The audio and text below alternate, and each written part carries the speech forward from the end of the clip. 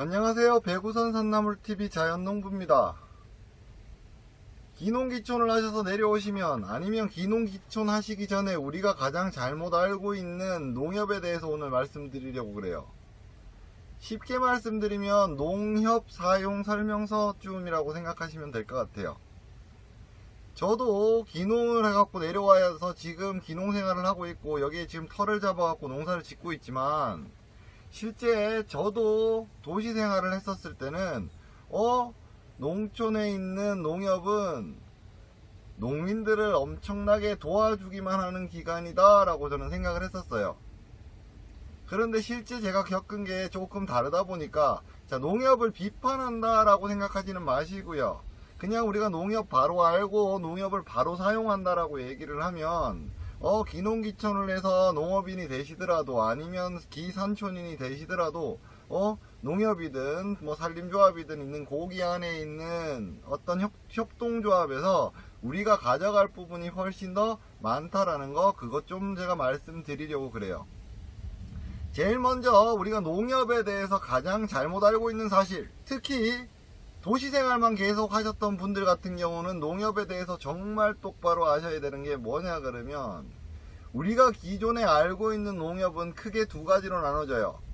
뭐로 나눠지냐 그러면, 하나는 중앙회, 농협 중앙회라는 게 있고요, 그 나머지 하나는 단위농협, 그러니까 지역마다 있는 지역농협이라 그러죠. 지역농협이에요.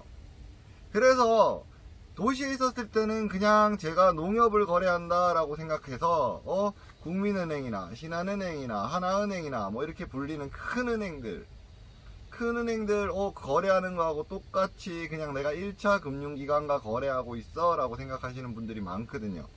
근데 농협은 농협 중앙에만 1차 금융기관이고요, 나머지 단위 농협들은 전부 다 2차 금융기관이에요. 1차 금융기관과 2차 금융기관의 차이는 어떻게 보면 저보다 훨씬 더 많이 아실 거예요. 그러다 보니까 우리가 실제 어떤 대출을 받더라도 뭐 금리 우대나 이런 것들 같은 경우는 중앙회가 훨씬 더 금리가 저렴하고요. 그런데 그거의 전제는 뭐냐 그러면, 결국에 내가 어떤 담보를 잡아야 되고 뭐 이런 것들 때문에 그래요. 결국에 우리는 농촌으로 내려오게 되면 중앙회하고 거래하는 것보다 단위 농협하고 훨씬 더 거래를 많이 하게 돼요. 그래서 단위 농협과 거래를 하실 때 우리가 요런 부분만 잘 지켜주신다 그러면 조금 더 이득을 볼 수 있는 부분이 많구나 라는 거 생각하실 수 있다라는 것 때문에 말씀드리는 거예요. 자, 그럼 단위 농협 무조건 나쁜 것이냐? 아니에요. 정부에서 나오는 어떤 출자금이나 이런 걸 갖다가 실제로 운영하는 데는 중앙회가 아니라 각 지역에 있는 지역 단위의 단위 농협들이 다 지원을 하고 운영을 다 하고 있어요. 그러다 보니까 우리가 쉽게 흔히 알고 있는 농자금 대출이나 이런 것들 같은 경우를 전부 다 실제 지휘 감독하고 있는 곳은 어디냐 그러면 단위농협, 그러니까 2차 금융기관이라고 불리는 단위농협에서 하는 거예요. 그런데 단위농협을 이용을 하시다가 보면 갑자기 이율이 왜 이렇게 비싸졌어? 이런 경우들이 되게 많은데, 그건 2차 금융기관이라서 그런 거라서 그런 부분은 좀 세심히 알아보셔야 돼요. 그리고 농사라는 게 매년 일정한 수익이 나오는 게 아니잖아요. 그게 무슨 얘기냐 그러면, 제가 일한 만큼 시간당 최저시급을 딱딱딱 계산해 갖고 일한 만큼 돈을 주는 게 아니라, 내가 어떤 작목을 딱 재배를 해 갖고 나왔었을 때 남는 수익이 내 거단 말이에요.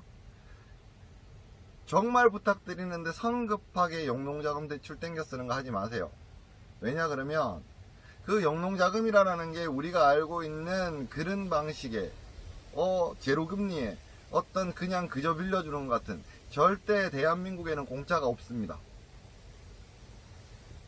일단 우리가 기농, 그러니까 기산촌을 하든 기농을 하시든 뭐 기촌을 하시든 간에, 일단 그 지역에 가시면 그 지역에서 그 단위 농협 어떤 무슨 연구에 무조건 들어가시는 건 좋아요. 그리고 조합원 같은 경우는 꼭 하셔야 돼요. 왜냐 그러면 그래야지 탭이나 이런 거에 대해서 기본적인 보조를 받을 수 있거든요. 그나마 그게 제일 싸게 살 수 있는 방법이니까. 그런데 제가 영농자금은 조심하세요 라고 말씀드리잖아요. 이게 무슨 얘기냐 그러면, 단위농협도 엄밀히 얘기하면 나라가 직접 운영하는 농협이 아니라 조합원들이 만들어져서 수익사업을 하는 농협이에요. 그래서 만약에 똑같은 물건이 있었다, 그냥 똑같은 농약을 사야 된다, 똑같은 무언가를 해야 된다라고 생각했었을 때, 발품 파세요. 무슨 얘기냐 그러면 각 지역마다 뭐가 있어요? 종묘사라고 있죠. 농약사들 따로 있죠. 그리고 또 각 지역마다 단위 농협들 있죠. 실제로 가보세요. 거기 가보시면 같은 농약인데 보조를 받는, 이용구 배당을 받는 것보다 훨씬 싸게 파는 종묘사가 존재한다라는 거 분명히 아마 조금만 다녀보시면 알 수 있어요. 그리고 영농자금 받으실 때 생각 많이 하고 받으세요 라고 말씀드렸죠. 왜냐 그러면 영농자금이라는 것도 결국에 나라에서 농민들한테 지원을 해주는 돈이 아니에요. 그럼 뭐예요? 빌려주는 돈이거든요. 그리고 일정 기간은 한시적으로 이자도 유예를 해주니까 너무 좋다라고 생각하시는데, 그거는 제가 말씀드렸잖아요. 한시적인 거라고. 제한된 기간 안에 갚지 못하면 결국에 거기도 이자에 이자를 붙일 거예요. 농사가 매년 잘 된다는 보장이 없잖아요. 그렇기 때문에 우리가 이 단위 농협을 이용할 때는 어떤 거냐 그러면, 일단 제가 조합원으로 들어가서 어떤 탭이나 박스나 기본적인 어떤 내가 물건을 팔아야 되는 판매망이나 이런 거를 가지기 위해서는, 특히 일반농을 하시는 분들은 그걸 가지기 위해서라도 조합원으로 들어가셔 갖고 있다는 건 엄청 중요해요. 하지만 을이라고 생각하시면 안 될 것 같아요. 왜냐 그러면 농사를 져서 돈을 벌어야 되잖아요. 돈을 벌기 위해서 어떤 일을 하시는 거잖아요. 내가 죽는데 다른 어떤 단체를 살린다라고 생각하시는 것만큼 어리석은 일은 없어요. 기본적으로 우리가 농협을 이용할 때 농협 사용 설명서라고 얘기하는데, 농협에서 꼭 받아야 되는 게 뭐냐 그러면요, 가장 많이 보조해 주는 것 중에 하나고, 실제로 다른 데하고 가격을 비교해 봐도 그렇고요, 네, 가장 효과적이다라고 생각하는 게 뭐냐 그러면 비료나 퇴비, 그리고 박스, 그리고 나머지 하나가 뭐냐 그러면 면세유예요. 농협에다가 조합원을 가입하시고 만약에 농협 관련 하다못해 트럭 하나도 집어넣으시면 면세유가 나오니까요. 그 면세유를 받고, 자, 받을 수 있는 혜택은 최대한 받으세요. 왜냐 그러면 제가 다시 한번 말씀드리지만, 농사꾼은 시간당 일을 해서 나오는 일이 아니라고요. 그 자잘한 것들을 모아서 어떤 부분을 없애면 없앨수록 최소한 제가 받을 수 있는 기본적인 요만큼이라도 이익이 생기는 거예요. 옆에서 똑같은 농약을 10,000원에 파는데 농협에서 15,000원에 파는 경우도 되게 많고요, 실제로 보면. 그런데 그게 왜 이런 일이 발생하냐라고 얘기하면, 쉽게 얘기하면 그 영농자금 때문에 그래요. 제가 아까 말씀드렸죠. 영농자금이라는 게 어떤 기간 동안에는 유예가 된다고요. 이자가 없는 기간이 있어요. 그러면 석 달, 넉 달, 길게는 6개월 유예 기간 동안에 내 돈같이 내가 통장에다 넣어놓고 마음대로 쓴다, 그게 아니죠. 자, 그러면 영농자금은 어떻게 받는 거냐 그러면, 쉽게 얘기하시면 그냥 외상장부를 미리 받는 거, 마이너스 통장이라고 생각하시면 돼요. 마이너스 통장이다 보니까 어떤 형태냐 그러면 이런 거예요. 이미 단위농협에 제가 영농자금이라는 대출을 땡겨 놓으면 거기에 저한테 마이너스 통장을 사실상 주는 거고, 그리고 제가 거기 경제사업소에서 어떤 물건을 사거나 아니면 뭘 했었을 때 그냥 거기서 제하는 형태예요. 그러니까 농협에서 갖고 있는 그 물건이 싸다 비싸다에 대해서 제가 평가할 수 없는 상태가 되는 거죠. 왜냐 그러면 사실상 독점하고 비슷해지거든요. 제가 항상 말씀드리죠. 규모는 제가 감당할 수 있을 만큼. 욕심 부리지 마세요. 욕심 부리시면 어떤 일을 하셔도 잘못되시는 경우가 되게 많아요. 그런데 이거는 농협뿐만 아니라 지역의 농촌으로 내려오시면 똑같은 것들이 되게 많아요. 뭐냐 그러면, 제가 오미자 농사를 한다 그러면 홍천에는 오미자 연구회라는 게 있어요. 제가 산채가 주잖아요. 그럼 산채 연구회 소속이에요. 물론 오미자 연구회 소속이고요. 그리고 아로니아를 한다 그러면 아로니아 또 연구회라고 또 따로 있어요. 여기 저쪽 동면 쪽에 가시면 사과를 많이 하는데 또 사과 연구회가 따로 있어요.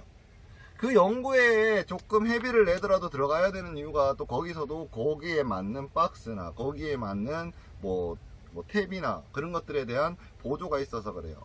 자, 농협은 딱 거기까지만 사용하신다라고 생각하시면 돼요. 돈을 굴려갖고, 금융기관이잖아요. 돈을 굴려가지고 돈을 벌어야 되는, 그게 가장 큰 수익을 내는 어떤 사업을 하는 조직이 농민들을 위해 갖고 제로섬 게임을 한다? 나는 마이너스도 상관없어. 그럴 일은 절대 없어요. 그리고 또 그래서는 안 되고요. 왜냐 그러면 수익 사업을 해야지 먹고 살 수 있는 구조를 만들어 놨어요. 근데 가끔씩 좀 섭섭하기는 해요. 왜냐 그러면 대한민국에서 가장 큰 유통망을 갖고 있는 게 어디라고 생각하세요? 대한민국에서 가장 큰 유통망을 갖고 있는 게 농협이에요. 그렇다라고 얘기하면 조금 적은 마진으로 가장 큰 유통망에서 가장 싸게 물건을 사드릴 수도 있다라고 저는 생각을 하는데, 실제로 제가 홍천 관내에서만 이렇게 다 둘러봐도 가격 차이가 조금 나더라고요. 그래서 저도 농협하고 거래는 하지만 최소한의 거래를 해요. 이거는 제 생각이니까요. 어떤 분들은 저하고 다른 생각을 하실 수도 있어요. 그런데 제가 새로 오시는 분들이 제일 먼저 제가 이 영상 서두에 말씀드렸다시피 그거 말씀드렸잖아요. 농협은 다 똑같다. 일단 다르다부터 시작하셔야 돼요. 중앙에는 금융사업만 해요. 금융사업만 하는 중앙회하고 여기 있는 단위농협은 분명히 다르고요. 단위농협은 중앙회하고 완전 좀 결이 다르다라고 생각하시면 돼요. 그러니까 단위농협은 수익사업이라는 걸로 경제사업도 하고, 쉽게 얘기해서 우리가 출하를 하면 출하 수수료도 따로 내야 되고 뭐 이런 것들이 엄청 많아요. 그래서 그런 걸로 수익사업을 하고 있는 단위농협을 우리가 서울에서 알고 있는 금융사업만 주로 하고 있는 그런 농협이다 라고 생각하시면 큰 오산이다라는 거, 그거 꼭 기억하시고요. 그리고 조금만 다른 눈으로 쳐다봐 주시는 것도 엄청 좋을 것 같네요. 구독, 좋아요 부탁드리고요. 감사합니다.